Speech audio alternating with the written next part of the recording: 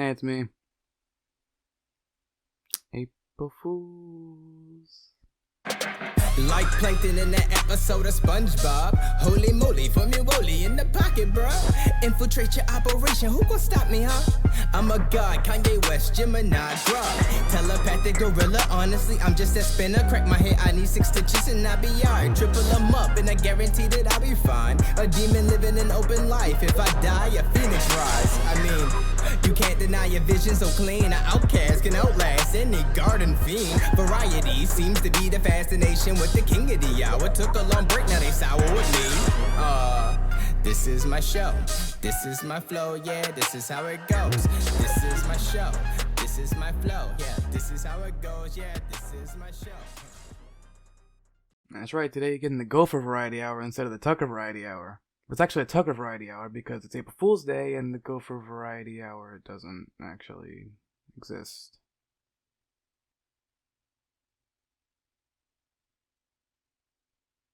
I don't have my own thing, my own channel. I made the channel, and I don't have my own thing on my own channel that I made. It's my channel. It's 6.5 years ago. 6.5 years ago.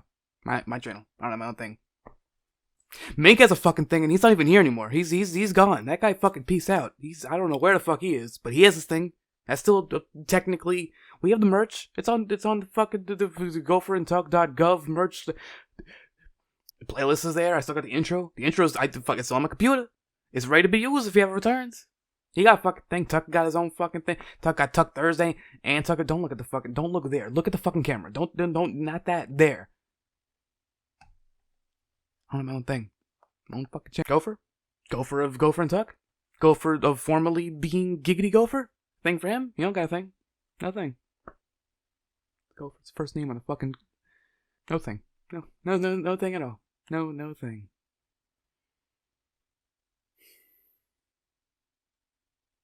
There's just too much that time cannot erase. Yeah, I'm still doing the running bits for this one. Oh, so this is just what my hair is right now. So yeah. So what the fuck are we doing here today? We're gonna be taking a look at a movie. That's right, a film, not commercials. Commercials are Tuck's thing. They're not my. They're his thing, not mine. I don't really have a thing because this isn't my show. But commercials are his thing. You see, so I'm gonna do the film. I mean, technically, he's done a film before too, and so I guess that would also be his thing. But commercials are more so his thing, because he only did the movie thing once. He did commercials every other fucking time. So they're his thing, but more so than the film. But he did the film, but he's more than the next bit, please. Just cut it, cut the fuck. The Gingerdead Man.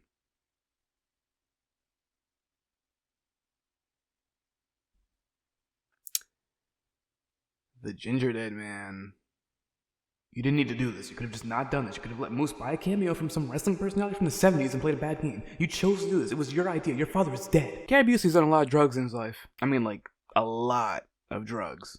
I'm not really sure he's still alive, but he was definitely alive and definitely on drugs in 2005 when he starred in The Gingerdead Man. The Gingerdead Man is a comedy slasher film in which Gary Busey stars as the titular, that's how it's pronounced, I never remember, murderous cookie with an origin story heavily inspired. I actually had a note here that said it's pronounced titular in the script here. A murderous cookie with an origin story heavily inspired by or blatantly ripped off from Chucky.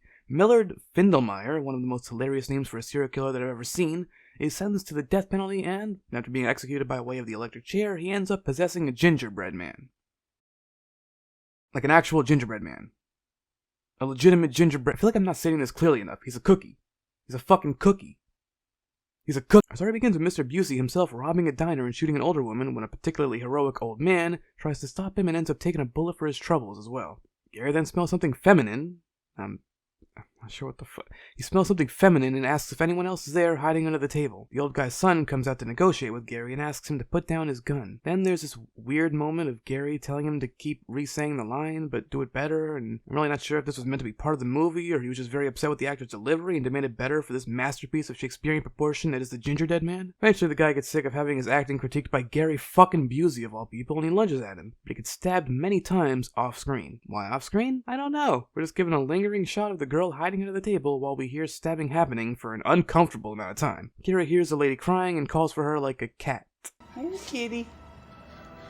Here, kitty. Here, Kidding. What follows is a really confusing scene where he tells the lady that she doesn't have to be scared and he won't kill her, and he even gives her advice on what to do if something like this happens again in the future, but then contradicts all of that by saying he has to do what he has to do anyway for his mother, and he aims his gun at her, and we're 3 minutes in and I'm already fucking lost. He shoots her and then police sirens are heard, and I'm pretty sure that was also not scripted and Gary thought he was about to actually be arrested. Oh, shit. And then title screen! We're really fucking doing this. I just want to point out, this movie is 70 minutes and the intro credits were 3 of them. It kept feeling like the music was going to end and we were going to get back to the movie, and then we just kept going.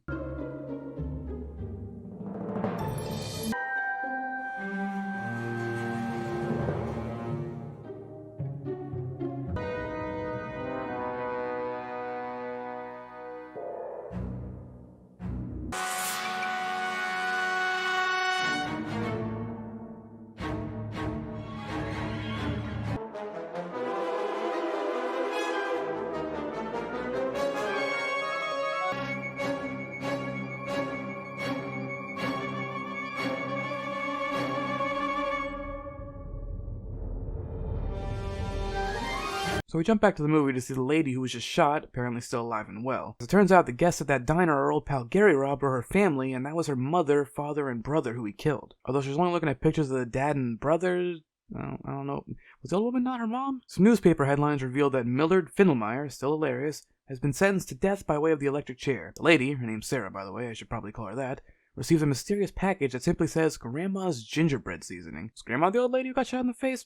Fuck if I know. Some coworker of hers called Brick shows up with the countryest of country accents. Mission supplies finally reared their ugly heads. He deciphers that the package labeled Grandma's gingerbread seasoning must be, and I quote, that gingerbread seasoning. Yep. I'm gonna say the guy's got some serious deducing skills. Brick talks about some wrestling show coming up that he apparently wants to compete at, but it sounds like pro wrestling, but he's acting like he's got a real shot at winning, even though it's predetermined. Alright, we got a wrestling is real universe, one of those. Fucking... I really hope the gingerbread man suplexes someone. Sarah and Brick start preparing the gingerbread seasoning, and Brick accidentally cuts himself, so he holds his bleeding arm over the exposed seasoning?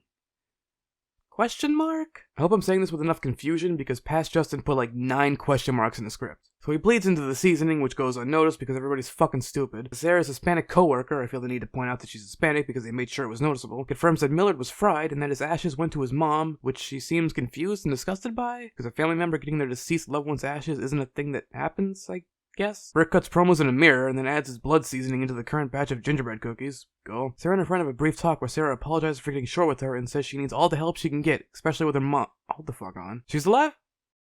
She's alive!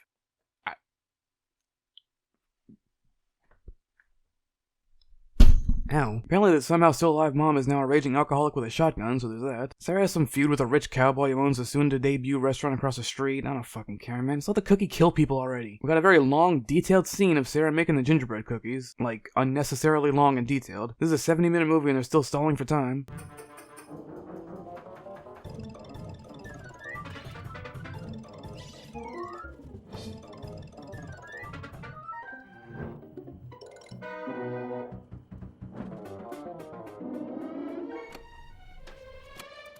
The rich cowboy's daughter sneaks into the bakery to leave a rat so that they'd get shut down, but Sarah finds her and a weirdly slapstick fight ensues. Like, it starts off with a pie being thrown at the daughter's face. I mean, come on, that's slapstick 101. Matter of fact, future Justin, do the Benny Hill thing.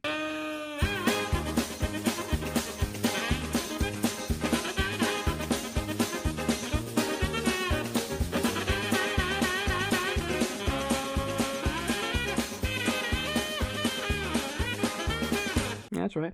I might future Justin put an extra work on something that isn't even funny. What the fuck's he gonna do about it? Interrupt me with an e?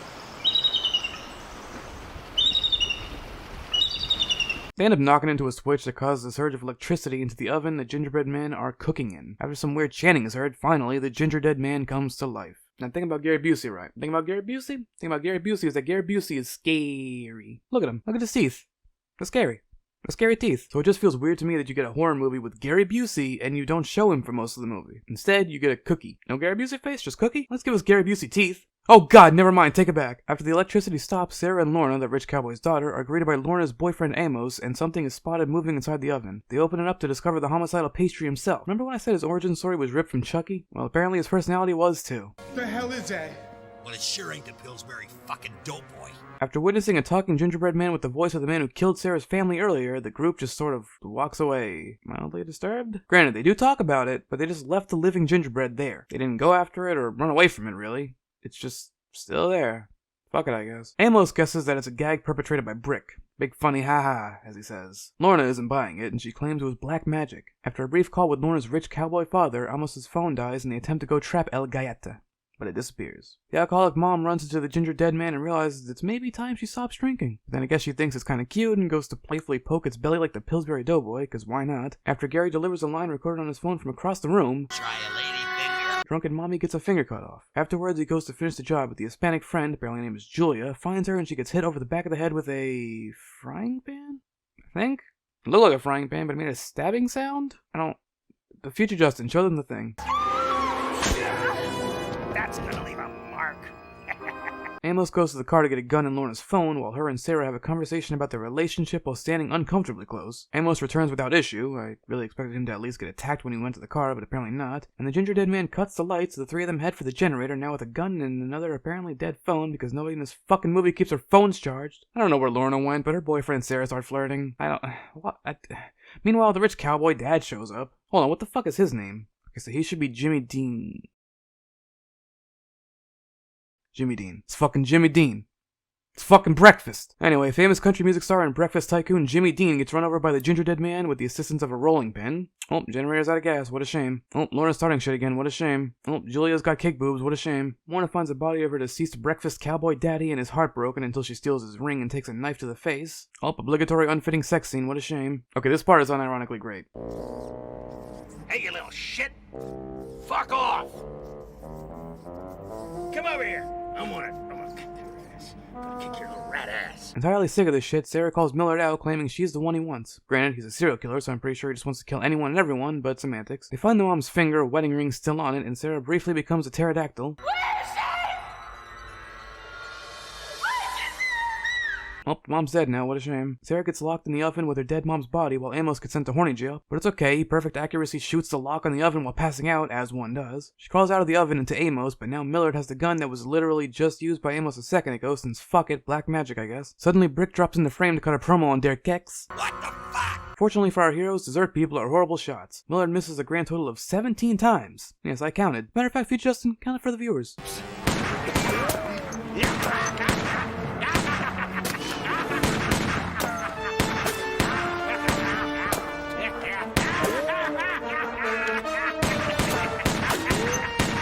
Then Cake Boob shows up, now fully dressed and with far less icing, to pay Millard back for the previous stab-sounding frying pan shot. Brick eats Millard because, yeah, that's one way to take care of a delicious villain, I guess. His own blood, anyway. Also, the mom is still alive, apparently. Again.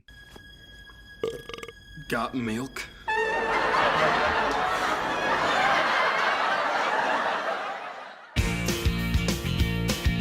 Oh, Brick is possessed by Millard now, what a shame. Millard, now in Brick's body and with eyeliner and a blue tongue for some reason, tries to finish the job and kill Sarah, but Amos and Julia show up to help her put him in the oven, while showing zero remorse for Brick, who gave his life eating a cookie for them. Millard burns alive and the day is saved, aside for the several people who died, but hey, at least the mom survived not just one, but two situations where she should have been very dead. We get a time jump and see that the drunken mom is now fully recovered from her addiction and Sarah and Amos are together. All's well that ends well. Till the sequel, and the next sequel, and the next sequel. Kinda want to see this one. Now it's Gingerdead Man. It was sure as hecky it was a movie. This has been a very weird experience for me, and I never want to do this again. Thank you. Good night. This comes out in the afternoon. Bye.